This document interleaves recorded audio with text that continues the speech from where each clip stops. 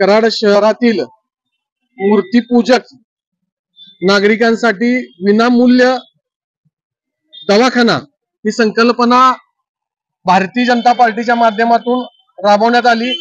आज त्याचं उद्घाटन झालं।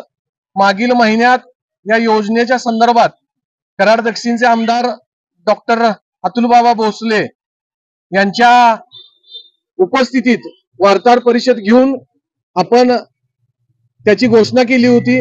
परंतु आज हा दवाखाना कराड शहरातील सर्व नागरिकांसाठी खुला करण्यात आलाय। कराड शहरामध्ये 7 पेटा आहेत। प्रत्येक पेठेमध्ये म्हणजे सोमवारी सोमवार पेठेमध्ये, मंगळवारी मंगळवार पेठेमध्ये, बुधवारी बुधवार पेठेमध्ये, गुरुवारी गुरुवार पेठेमध्ये, शुक्रवारी शनिवारी आणि रविवारी रविवार पेठेमध्ये अशा पद्धतीनं प्रत्येक वारी आपण त्या पेठेमध्ये हा विनामूल्य दवाखाना विविध ठिकाणी उपस्थित राहील। संध्याकाळी 4 ते 8 4 तास या दवाखान्याच्या माध्यमातून विनामूल्य पेशंटचं चेकअप असेल, व्हायरल जे आजार असतील त्यावरती ज्या गोळ्या औषध असतील त्या पण विनामूल्य देण्यात येणार आहे।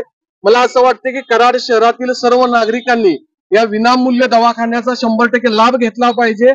समाजातील प्रत्येक घटकापर्यंत पोहोचण्याचा प्रयत्न या दवाखान्याच्या माध्यमातून करण्यात येणार आहे।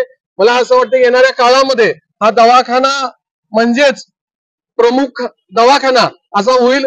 तज्ञ डॉक्टर्स असतील, चांगल्या पद्धतीच्या गोळ्या औषधं या दवाखान्याच्या माध्यमातून दिले जातील आणि तज्ञ डॉक्टरांच्या माध्यमातून यातून चेकअप केलं जाणार आहे। मी कराड शहरातील सर्व मूर्तिपूजक नागरिकांना आवाहन करू इच्छितो की आपण ह्या विनामूल्य फिरता दवाखान्याचा लाभ 100% घ्यावा।